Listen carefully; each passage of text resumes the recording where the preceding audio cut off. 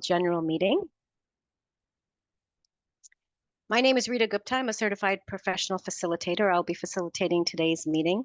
And if you've attended any of the previous ones, this is actually our fourth virtual AGM. I've been working with Chris and Lisa for all of them, and it's great working with you folks. So let's get started. Just want to let people know that we have, for accessibility, enabled closed captioning. You'll see a button in the bottom of your screen that says show captions. You're welcome to turn it on if you would like the closed captioning to be visible. And if you want to turn it off, that button will change to hide captions. If you have any issues with that, you can message Chris. So let's talk about why you're here.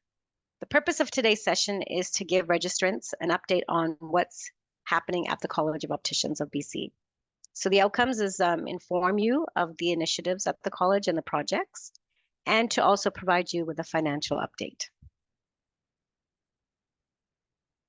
The agenda, I'm not going to read it out. I will just leave it on the screen for you folks to just take a look at it. We have a very full agenda for the next hour, so if you just want to take a moment and look at it.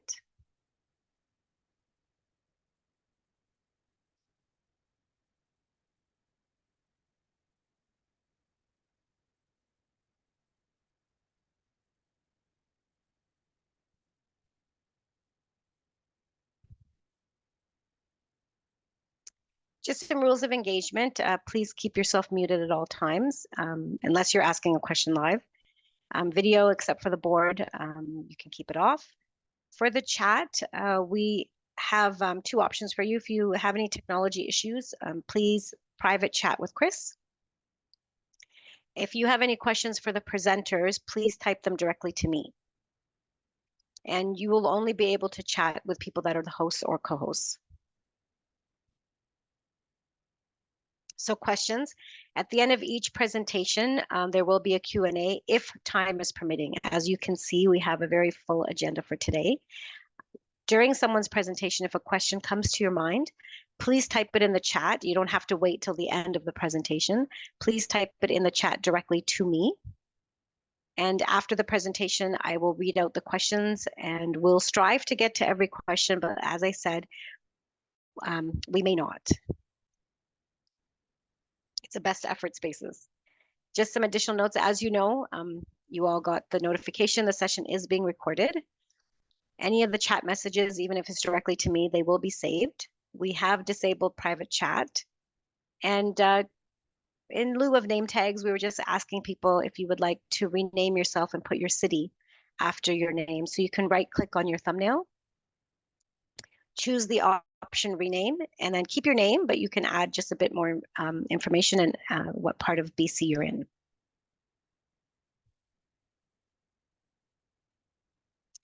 So let's find out. As I said, this is our fourth virtual AGM. We want to find out if you've attended any in the past. So I'm going to have Chris launch a poll for everyone to fill out. So you should see a poll on your screen.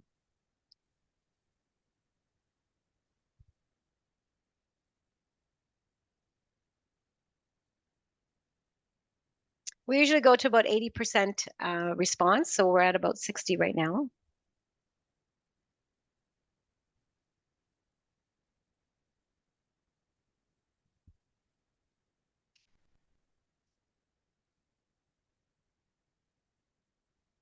Close to 80.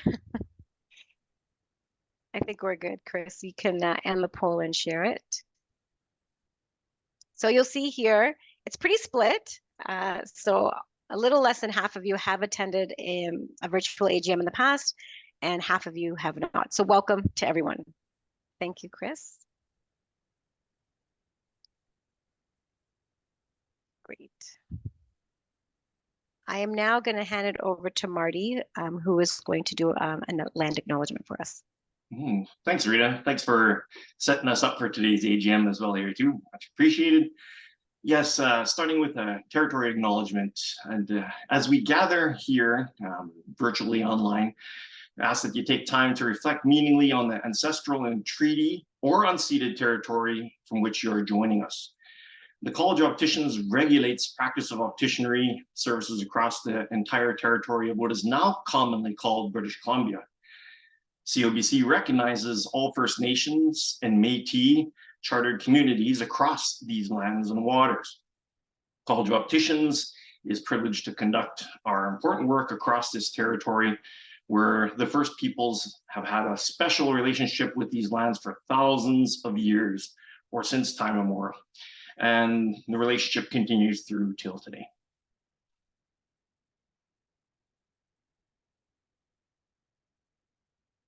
I'd like to first start off here with an ask for the board members here for an adoption of the agenda.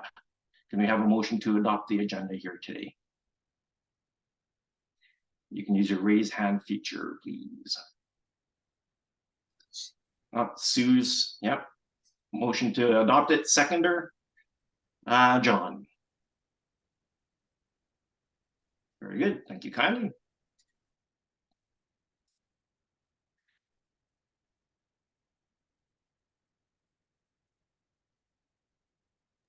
I think you may have missed a slide. Yep, I'm just pulling back here. Yeah. Thanks.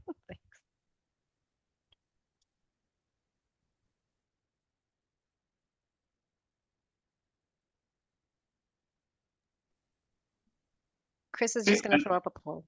Yeah. Here's a poll that you'll see another one coming through to you on the awareness of amalgamation before we get into a little more discussion on that. How many of you are aware of upcoming changes to healthcare regulation in BC?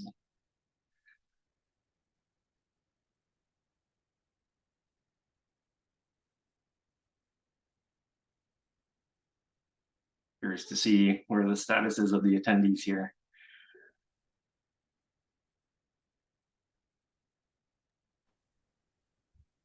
How are we doing there, Rita, with the votes? We're about 80%. We usually strive for 80%. So Chris can end the poll and share the results. Okay, so we got 2/3, yeah. somewhat aware. Yeah. Very good, awesome. Thanks everybody for participating in that. Start off with some intros here. Sorry, that slide advanced too far.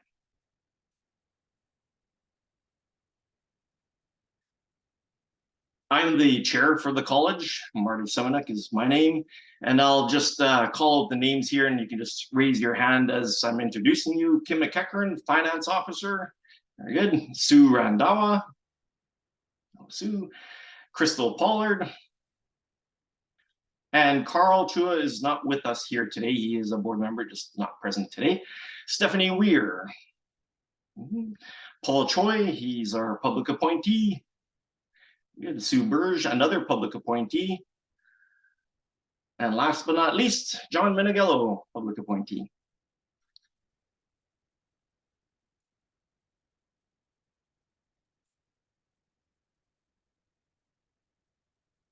I'm going to start off here with the chair's report, where we'll be talking, I'll be sharing with you a little bit on the amalgamation update and the Health Professions and Occupations Act.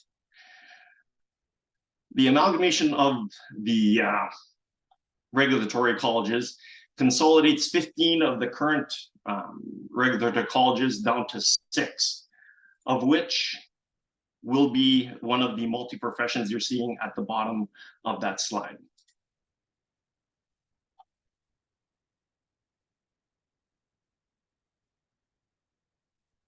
This amalgamation started back in 2018, seems like years and years ago now, with the Caton report.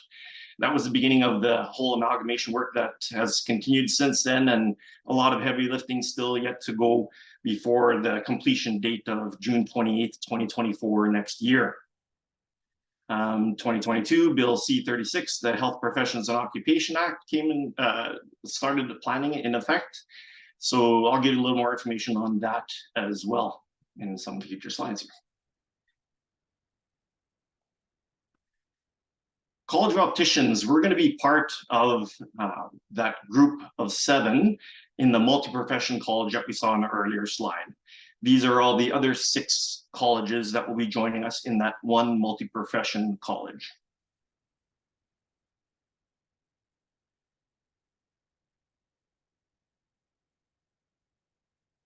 Some things that we do know, because a lot of work is underway and there's a lot of work still yet to do before June next year hits. But some things that we do know for sure, that yes, the closing date is absolutely June 28th, 2024. We've got a blueprint for how that change is going to be implemented. That's been developed. Government has appointed an amalgamation lead, John Seckel as the amalgamation lead, and Joni Bouchard as a chief transition officer for both of the multi-profession colleges that we're part of. Work streams have been put into place and a governance framework is nearly complete.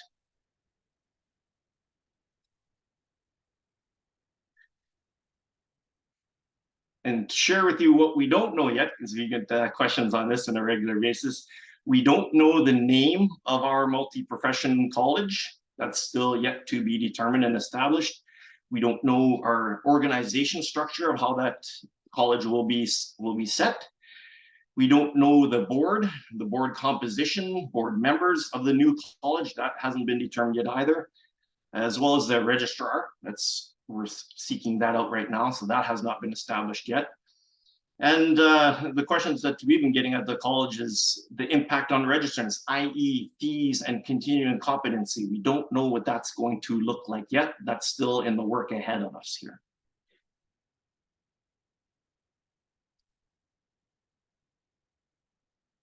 The Health Professions Occupation Act, it's new legislation to replace the current Health Professions Act. A lot of work being done here too. You will see a lot of information on the HPOA on our newsletters. If you go back into previous issues newsletters, there's information on HPOA and the amalgamation for that matter as well too. We do know that this transition is expected to happen sometime in 2025. It'll be shortly after the amalgamation date of June next year.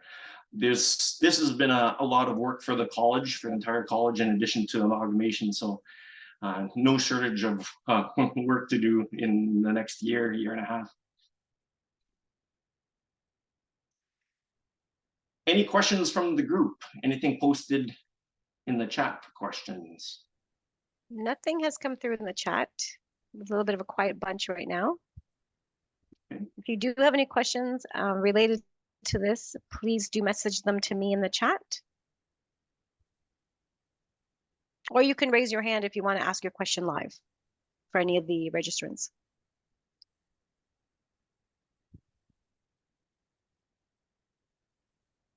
Maybe Lisa, if you want to kick it off with our next poll here then. Thank you, Marty. Okay, and just a little bit of context into this poll.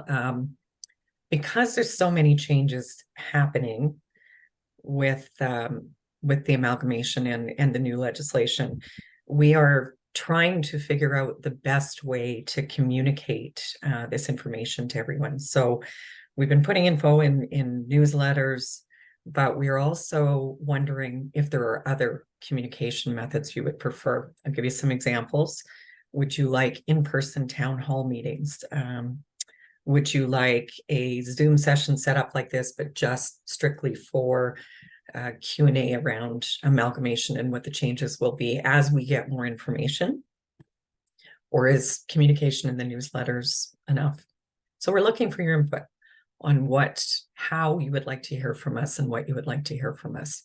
So any answers or questions, thoughts that you have, please type them into the box on the screen, and we will keep this information and use it to plan accordingly. Because this isn't a multiple choice one, we are going to be leaving it up for longer, so it gives you a chance to think and put in free-form text your response to Lisa's ask.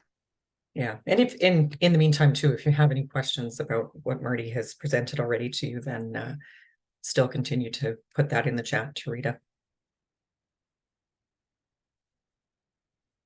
Give it a couple minutes.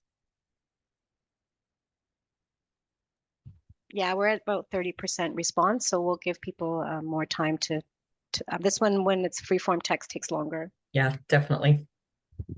Have to think quickly and type it in. especially early in the morning. And just so you know, whatever you're typing in, we're not going to be sharing the results to everyone in this meeting. Yeah, It'll just be shared with the college. Strictly for our planning purposes going forward.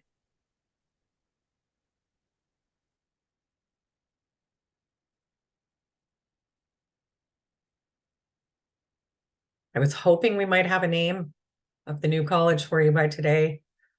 I've been told it should be coming soon, but unfortunately, still no official news on that.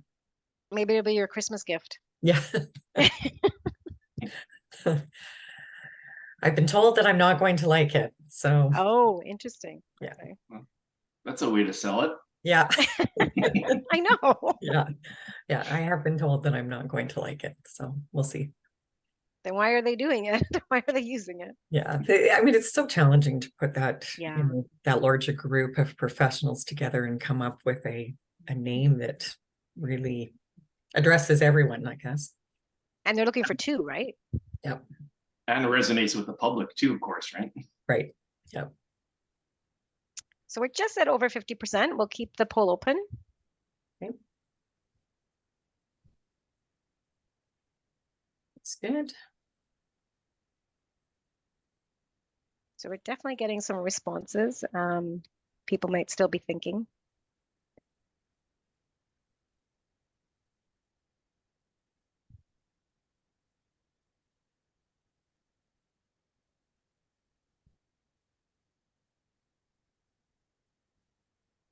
I guess I could update that the work streams that Marty mentioned, staff are all participating on various work streams with members from the other, you know, the other professions. And we've been, I guess that's been underway for a couple of weeks. So there's been meetings for all staff on the different work streams related to complaints, related to registration, related to quality assurance, related to bylaws, starting to work on human resources and how we're going to set that up. So lots of interesting work going on.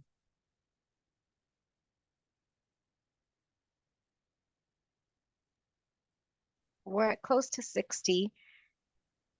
If there's people still typing or still haven't filled it in and they're in the process of it, maybe you could just use the raise hand feature so that we know, because we don't want to end the poll while you're still typing and lose your answer.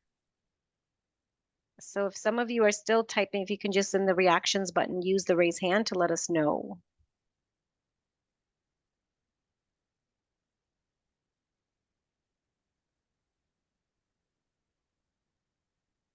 I'm not seeing any pop up Yeah. there. So Not maybe seeing we're good. anybody else raising their, yeah, no one's raised their hand. Okay.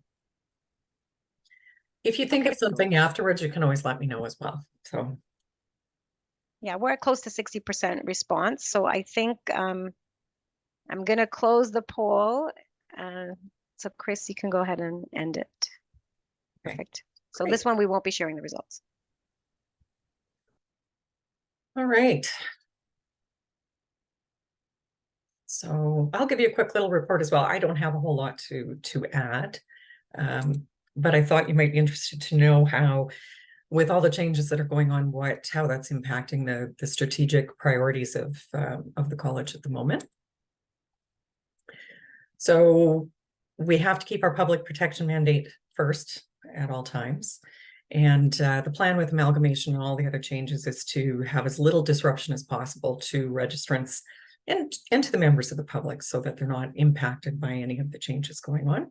So those are the things that are kind of, you know, front of mind with all of the work that we are doing.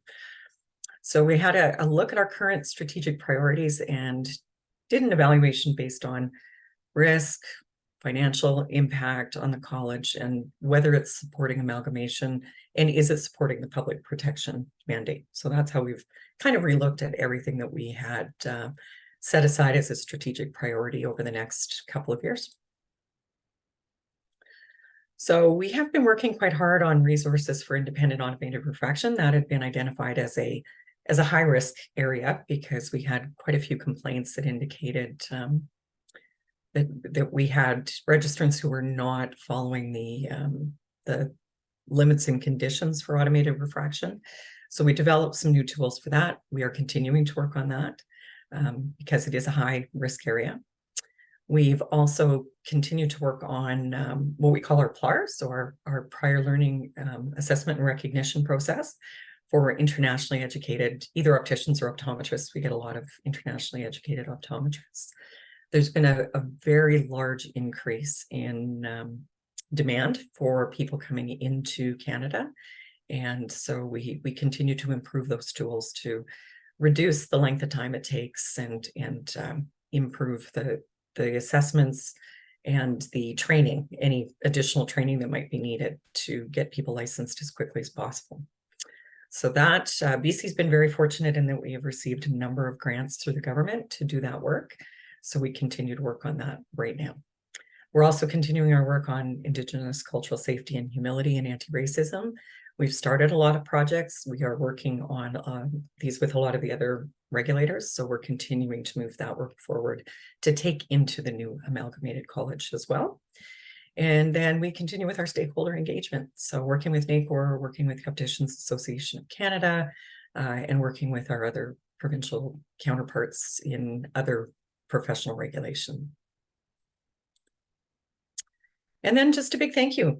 This is our last AGM as COBC. So thank you to the board and staff, all our volunteers, our committee members, everybody who's been doing our work. It's been great. Thank you very much. All right. I'm just going to see if there's any questions. We'll just pause.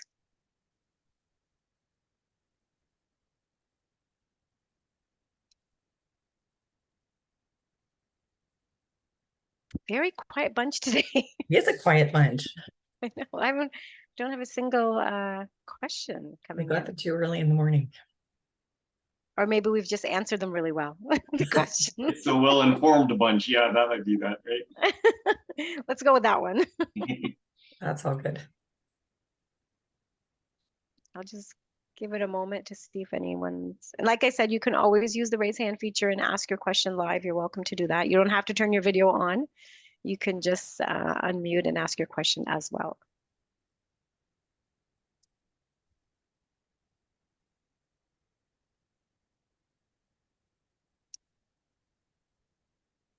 And then you also have this option. Yeah. And again, yeah, email, phone call, anytime if you've got questions.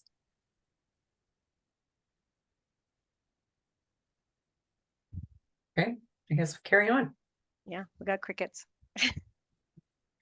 Okay, the audited financials. We normally have our auditor, Jane Tian from McLaren Trepanenko, report on the audited financials. She's unable to join us today, so you get me as your financial person today. So basically, I was just going to make sure I pointed out from the audited financial statement, which you can find all of these in the annual report, which is available on our website. And the financials on the website are much more detailed. They have all the notes and everything if you're interested in any of the those parts of the financial statements. So I just wanted to point out that that McLaren Trepanenko put in their auditor's letter that, in their opinion, the accompanying financial statements present fairly in all material respects the financial position of the College of Opticians as of March 31st, 2023, and the results of its operations and cash flows for the year that ended in accordance with the Canadian accounting standards for nonprofit organizations. Right. So we can move on to the next page. Can I do that, Rita? Oh, there we go. No. No, okay.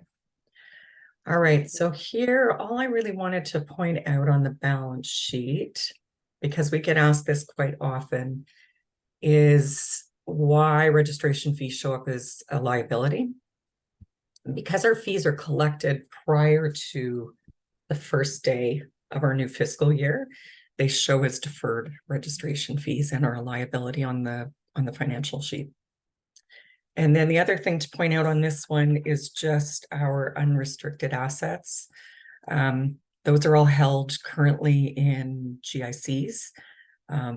Just for any emergency purposes, they would be used for disciplinary hearings if we had a large disciplinary hearing or any other, a reason that we needed to be able to access cash. Those are the unrestricted funds. You will see they dropped in 2023 slightly. And so you will see why when we move on to the next sheet. So you can move over to the next one, Rita.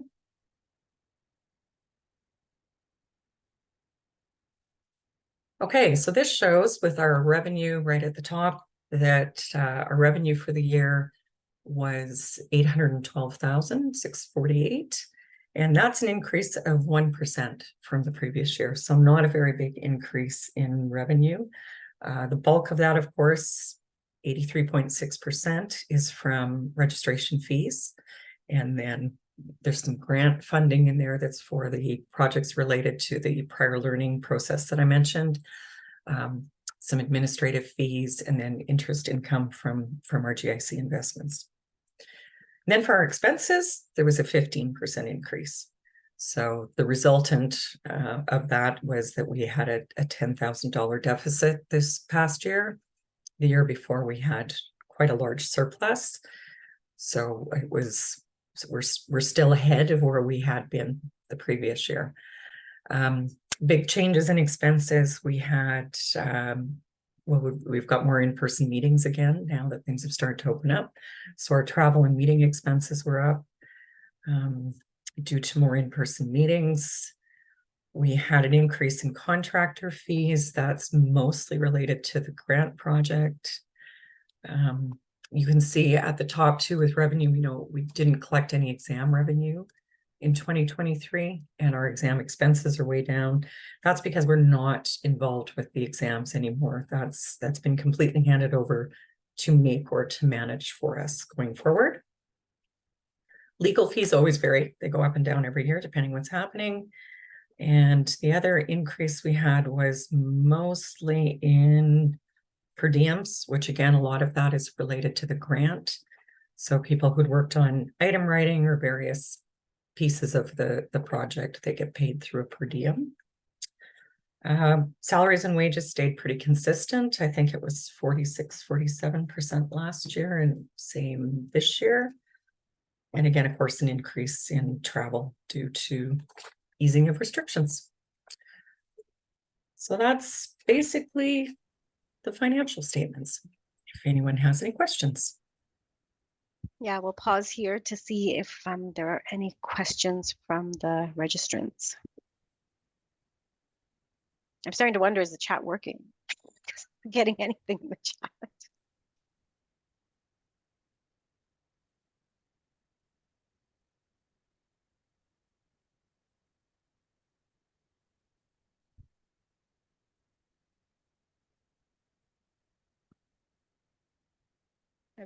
Okay, there doesn't look like there's any questions. Okay.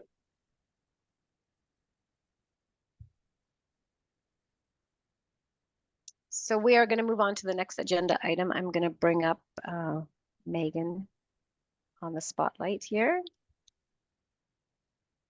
Okay. Hello, everyone. My name is Megan Marsh, and for those of you who don't know me, I am the Manager of Inquiry and Discipline at the College of Opticians of BC.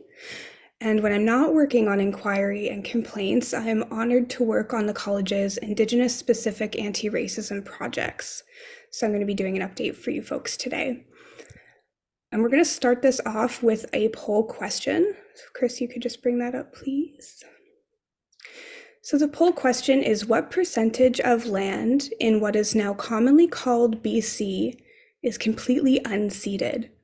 And unceded meaning that the land was never signed away to the Crown through a treaty by the First Nations people. So therefore, another way to say that would be, what percentage of land in what is now commonly called BC is stolen land?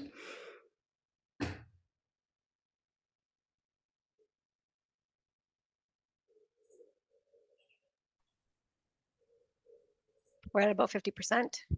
Okay. And it's okay if you don't know the answer for sure. Give it your best guess if you are willing to. We're just over 60. We'll wait for about 80% on this one. Okay. We've got 70.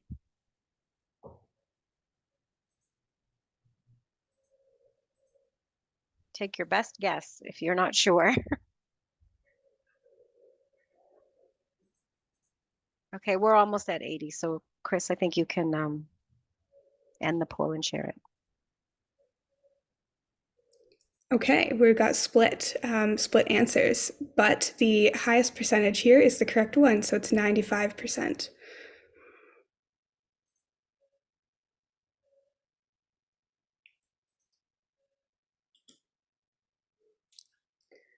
All right. So last year at our AGM, we let registrants know that we are working on a project to enhance Indigenous anti-racism, cultural safety, and humility in our complaints project and inquiry system. We're continuing to action this work by seeking expert legal advice on our project plan, and you can expect to see invites to Indigenous registrants, as well as members of the public to consult on our project plan. Some of the actions of this project include increasing access to the complaint system by supporting submission of verbal complaints, increasing cultural safety and relevance by matching registrants or clients with elders, knowledge keepers, and community supports while they navigate the complaint system, and ensuring that investigations are conducted with regard for cultural safety and through a trauma-informed lens. And further to that, we have to ensure that if our complaints process increases in cultural relevance, that we have practice standards to reflect what opticians are expected to do. So last year we released Standard 4, which is the Indigenous Anti-Racism, Cultural Safety, and Humility Standard of Practice.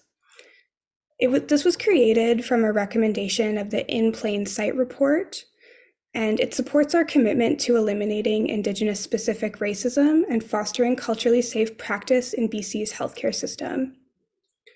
For this project, we partnered with Pivotal Research as well as 10 other colleges. And to follow up on the release of the standard, we conducted a survey which helped gauge registrant attitudes on racism and anti-racism. The data gives us a benchmark and insight into what support registrants need to help implement the new standard into their practice environments, into your practice environments. The data shows that registrants want more education material so that you can learn how to best follow the standard. In order to support this, we started working on an optional education system for opticians. This is an optional learning program with resources for licensed opticians to complete as part of your continuing competency program requirements. The project is still in the very early stages of development, but if you keep an eye on our newsletter and other communications, you'll see updates for this project.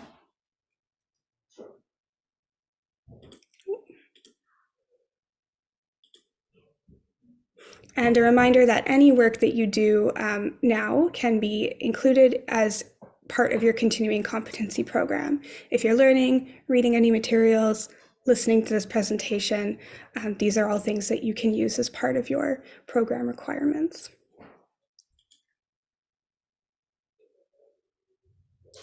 The other thing we've been doing is making sure that we're working on cultural safety, humility, and anti-racism in our governance structures to ensure that we as a college are also holding ourselves accountable.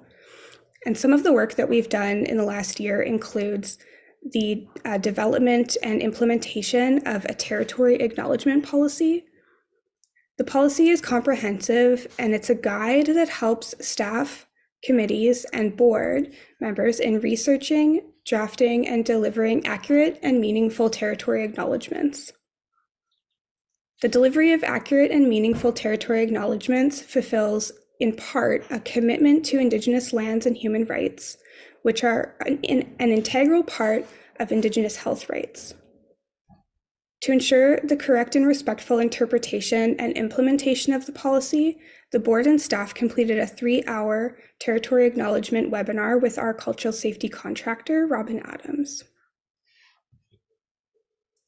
We also started work with other regulators on a project called Safe Spaces. This is a project sponsored by the BC College of Nurses and Midwives, and the project goal is to collect information on how to create safe spaces for Indigenous, Métis, and Inuit folks on boards and committees specifically. So what barriers are they experiencing when they're coming into these spaces? We participated in listening sessions to understand where current barriers to participate lived, and colleges who participated in this project work were provided with recommendations for action and change. We're working on reviewing the recommendations so that we can implement them into our policies and practices. We've also analyzed the Health Professions and Occupations Act. We've hired our cultural safety contractor to do that. She has completed an analysis of the new legislation and provided a summary to the college of what we need to do to ensure that we are appropriately considering Indigenous human rights going forward. As Lisa mentioned in her registrar's report, we are collaborating with other BC health regulators and championing anti-racism initiatives in discussions around amalgamation. So we are ensuring that anything that we're doing, we're sharing with everybody else.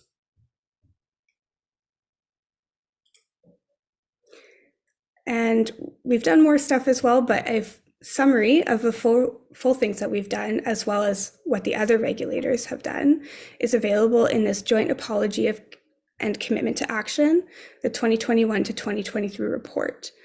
This report was sent out in the October newsletter, which is available on our website under the communications and newsletters section if you want to take a look at everything that we've been doing.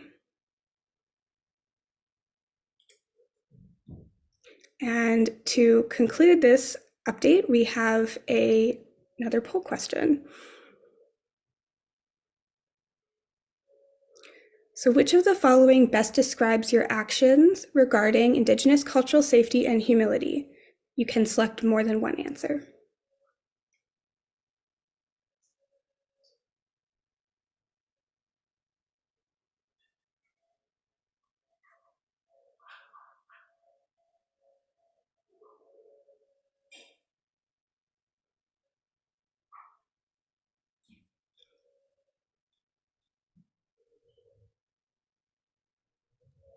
I think we're getting the speediest responses to this one.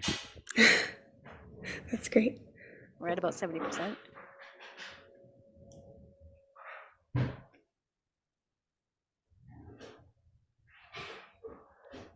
Almost at 80. Okay, we're at 80%, so Chris will get you to end the poll and share it.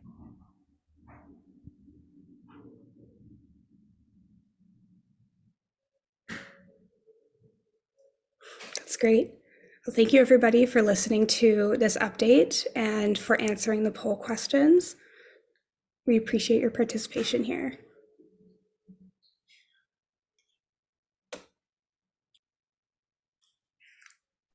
We'll pause here for questions as well. We're ahead of schedule. So just take a pause. Once again, if you have any questions, you can raise your hand and ask it live. Or if there's anything you want to share on this topic, Indigenous cultural safety and humility.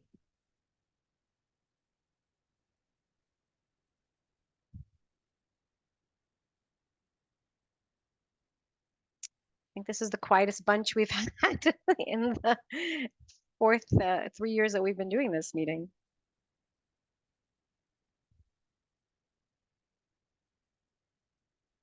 Okay, I don't see any questions coming in. Thank you, Megan, for that update. You're welcome. And if you think of any questions after the fact, I know this can be a heavy topic. You can reach out to the college and ask your questions at any time. Great, thank you. So I'm going to bring my PowerPoint back up.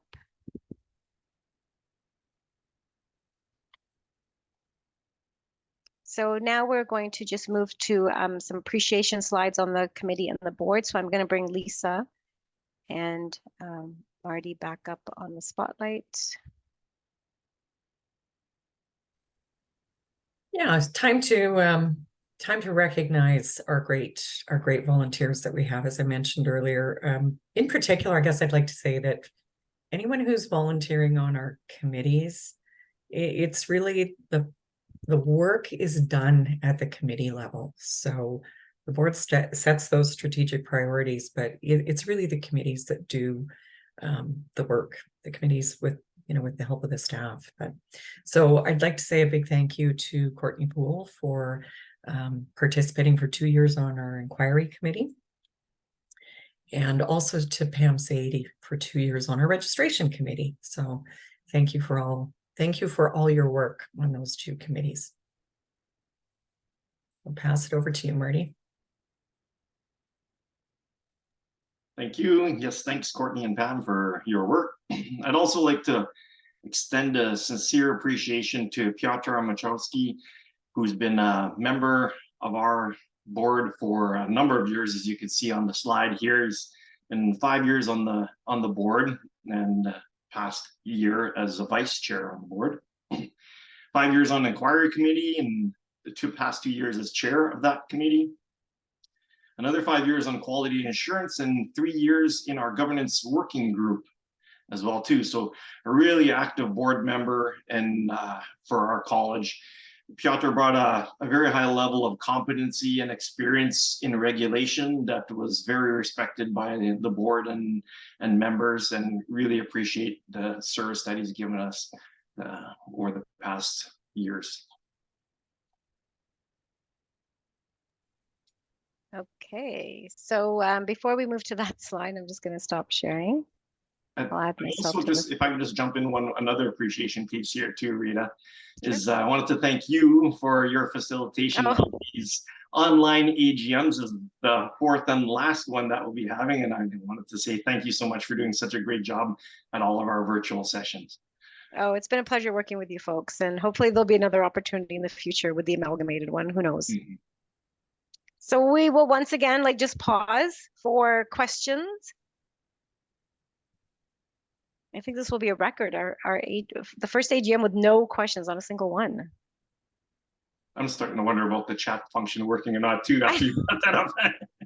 You can test it. You can just try typing me a message. Just say hello. Yeah, it's very strange that we have a completely empty chat.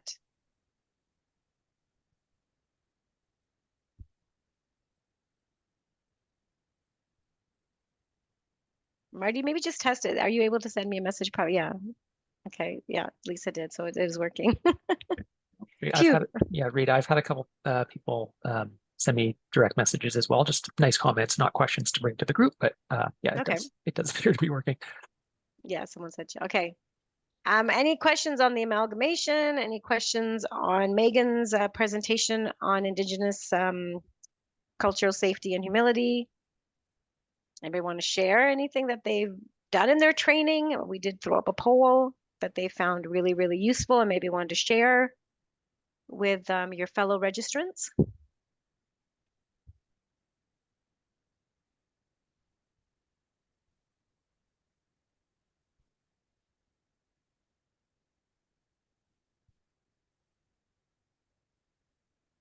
And like I said before, you can always raise your hand and ask your question live, or share your experience live.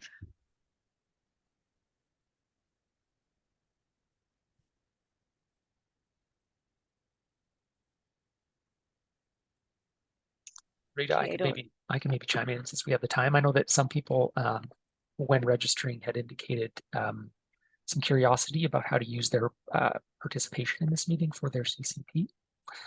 So maybe just a little reminder that, anyone who's on the call today, you can use this as any other learning activity that you might have for one of your learning goals. Just choose competency number 3 for your goal, learning about regulation and what's happening in the profession directly, and then simply add your attendance to the AGM. if you have any questions about that or concerns that you're doing it correctly, then reach out to me directly. I'm happy to give you some more guidance. Yeah. Did you good- want to add good something, point, Lisa? Chris. Yeah, I do. In addition to that, you could, you can take the meeting as one, but you could also go in and look at those automated refracting toolkit that we mentioned. And that could be another whole learning goal, reviewing all of the, the regs and the tools in the toolkit for that. Same with Megan presenting you with that report that's in the October newsletter. That could be another complete learning goal if you spend some time going through that and the other resources that we've got on our cultural safety page. So just as other examples, you can develop a few learning goals out of this meeting. Good for them folks to know, definitely. Okay, then if there's no questions coming in, Chris, I think you can throw up the final poll to get feedback on today's AGM.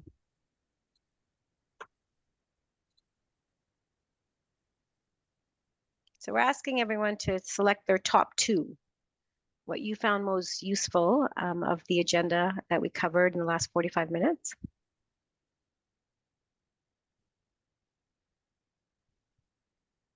At least we're getting interaction with the polls from the folks.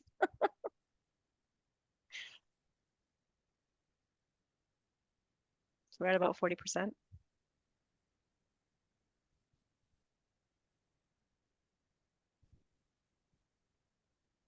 About 60%.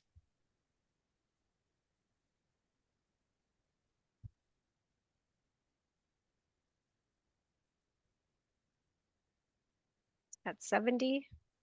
We'll wait till we get to about 80.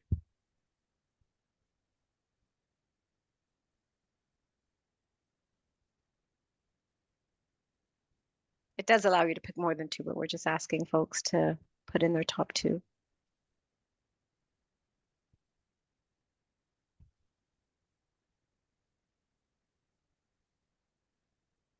I'm not sure we're going to get to 80, Chris. Oh, we got a few more responses. We're at 75%. See if any last votes come in.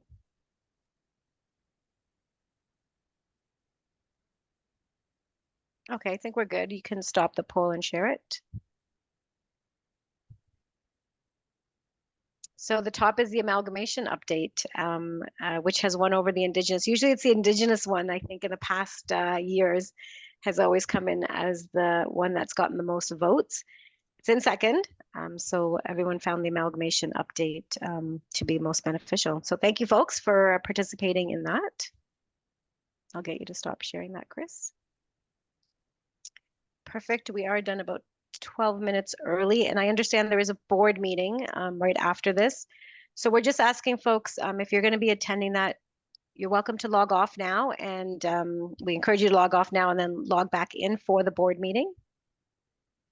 And we'll stay on if you do have any other last minute questions. But other than that, thank you for taking the time out of your day, out of your morning, to attend the last AGM of the College of Opticians of BC, as they are currently known. We're not sure what they're going to be known as in future. Thank you, everyone. Thanks very much.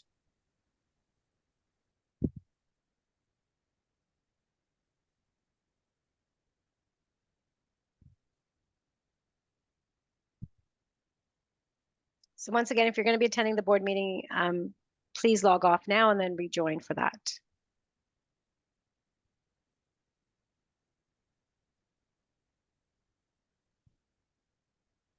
So I'm guessing we could start a bit early if we want, to. But people that have logged off and are going to log back in, will they know that? That's They won't true. know that, Yeah. no.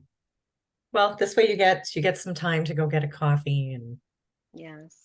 I'm going to start moving people into the waiting room. sure. I need my glasses for this. We understand. Yes. I totally If understand. anyone understands. That's right.